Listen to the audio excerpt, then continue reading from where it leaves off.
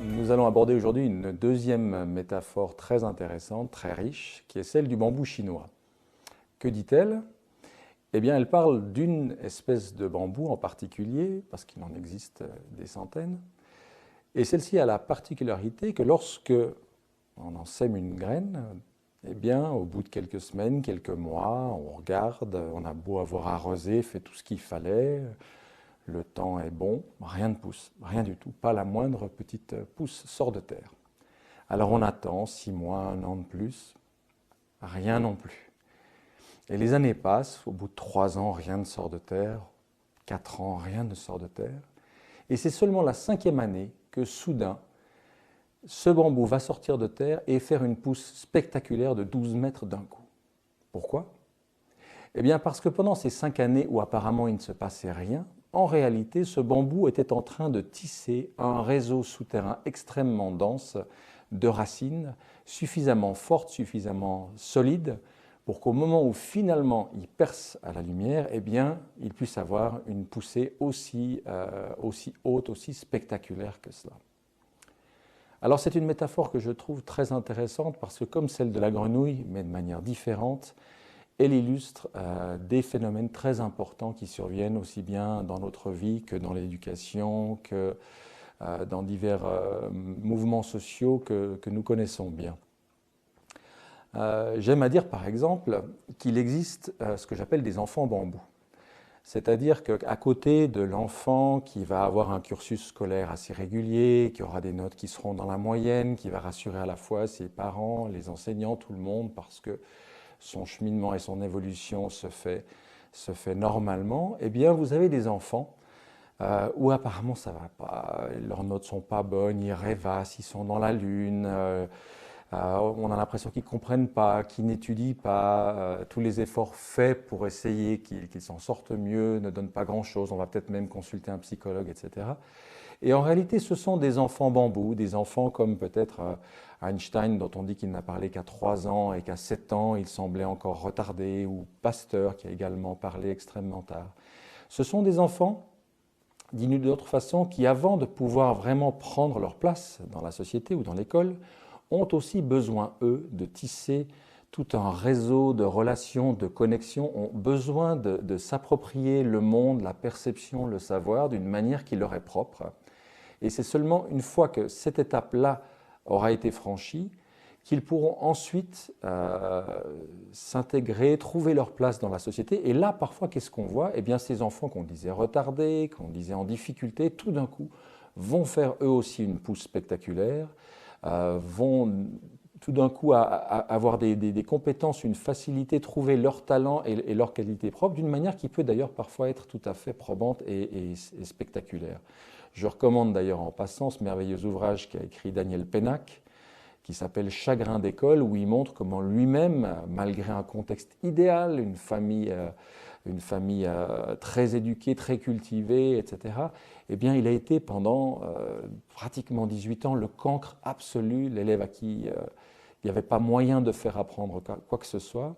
Et puis un déclic, et puis il a trouvé sa voie à la fois en tant qu'écrivain, à la fois en tant qu'enseignant. Enfin, c'est un livre merveilleux à découvrir qui est vraiment, à mes yeux, le livre d'un enfant bambou.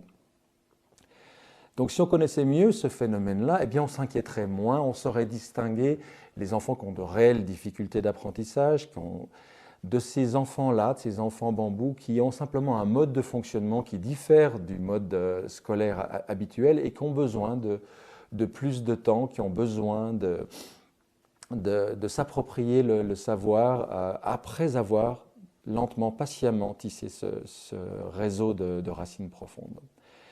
On peut prendre un autre exemple aussi dans tout ce qui touche au développement personnel ou à la spiritualité. On sait, on l'a peut-être expérimenté soi-même ou vu autour de soi, qu'il y a des disciplines qu'on s'impose au plan spirituel ou des outils de développement personnel qu'on se met à appliquer dont on ne voit pas de résultats immédiatement. Parfois, il s'écoule des mois ou des années où, en dépit d'une pratique régulière, quotidienne, eh bien, on n'a pas l'impression que tout cela porte ses fruits. Mais en réalité, ces outils agissent sur nous très profondément, dans l'inconscient, peut-être dans l'âme et l'esprit, allez savoir.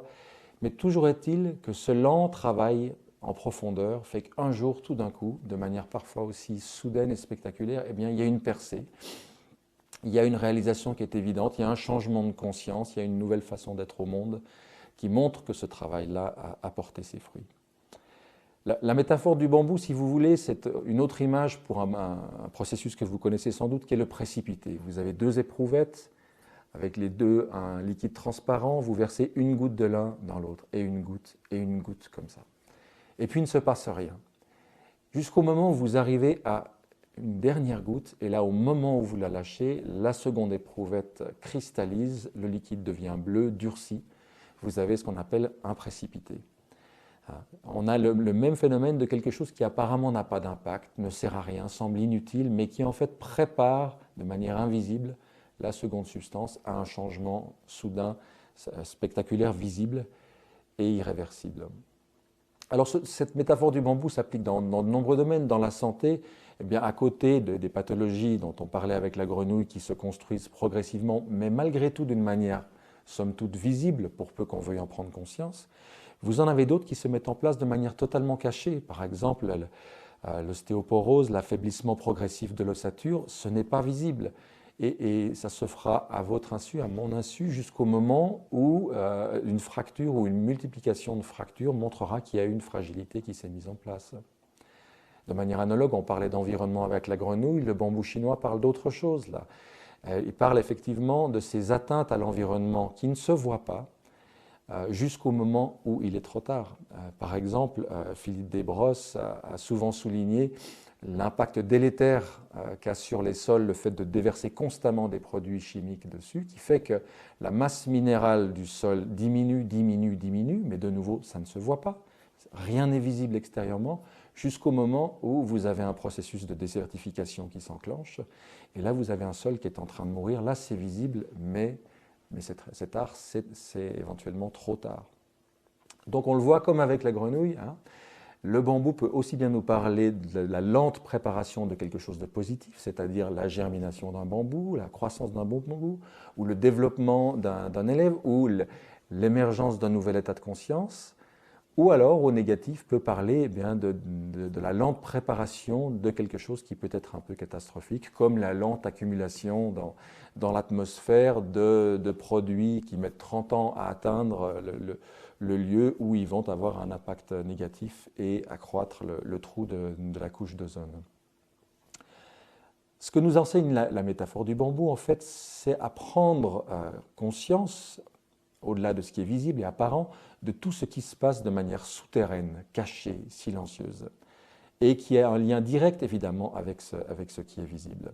Alors, au lieu de subir des événements de ce genre-là, on peut travailler délibérément avec. De la même manière qu'un enfant passe 9 mois dans le ventre de sa mère avant de naître, qu'une graine passe un long moment dans l'obscurité et le froid avant de germer, eh bien, on peut aussi apprendre à laisser mûrir silencieusement dans l'obscurité en soi des projets, des idées dont on sait qu'elles ont besoin de ce temps de préparation avant de pouvoir naître, avant de pouvoir émerger, avant de pouvoir exister au monde.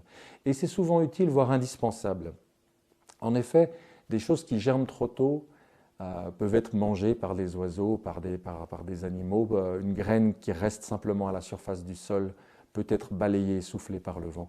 On a tout intérêt à savoir travailler avec le temps, 5 ans pour le bambou, pour préparer, pour solidifier, pour consolider quelque chose de manière à ce que quand il sort au grand jour, eh bien, il sort fort, il sort avec des appuis solides et il puisse prendre sa place de la manière la plus consistante qui soit.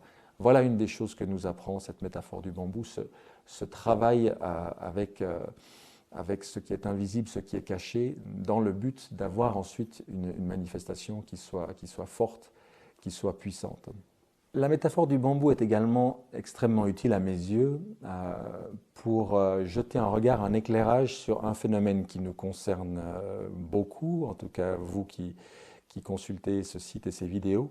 C'est ce phénomène qu'on appelle les créatifs culturels, c'est-à-dire ces millions de personnes aujourd'hui sur Terre qui ont commencé à s'intéresser à ce qu'on appelle globalement le nouveau paradigme, c'est-à-dire une autre éducation, une autre façon de se nourrir, une économie différente, un autre rapport à la terre, à la santé, une attention plus importante aux valeurs féminines.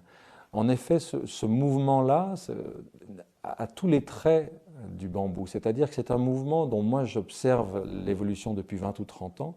C'est un mouvement qui a tissé silencieusement un réseau de racines au niveau international absolument spectaculaire, mais qui n'a pratiquement pas de visibilité au niveau médiatique. Les chaînes de télévision, les radios, les journaux, la presse officielle ne parlent pratiquement pas de ce mouvement considérable. Et on peut former l'espoir que justement, comme le bambou, pour avoir pris le temps de s'être constitué lentement, solidement, de manière cachée, profonde, diversifiée, multiple, comme un immense maillage de racines, eh bien, le moment venu, ce mouvement-là va arriver à faire une croissance, une poussée visible qui sera forte, qui sera influente, qui va pouvoir jouer le rôle qui est attendu de lui. Je dis cela parce que je rencontre souvent des gens qui se disent « Ah, mais je suis seul à lire des ouvrages comme ci, ou à suivre des stages comme ça, ou à avoir ce type de réflexion et de conscience. » Et non, non, non, nous ne sommes pas seuls, nous sommes des millions, comme l'ont montré divers ouvrages qui ont été consacrés à ce sujet. Mais comme ce réseau est pour l'instant souterrain, comme à moins d'avoir connaissance de certains réseaux sur Internet, de certains livres, de certains milieux associatifs, eh bien on peut ignorer jusqu'à l'existence de ce mouvement et de son poids. Certains peuvent avoir l'impression d'être isolés et de ne pas représenter grand-chose. Le bambou nous montre au contraire la force que peut avoir cette préparation et nous donne l'espoir qu'à un moment, ce lent travail va effectivement produire des résultats qui sont ceux que nous souhaitons. Voilà, on pourrait l'illustrer encore dans de nombreux domaines différents. C'est l'avantage des métaphores. Retenons surtout que le bambou nous apprend à prendre en compte ce qui est invisible, ce qui est caché, à ne pas se tenir aux apparences, à aller chercher les racines, l'origine profonde des phénomènes. Bref, pour terminer sur une petite pointe d'humour, apprendre les choses par le bambou.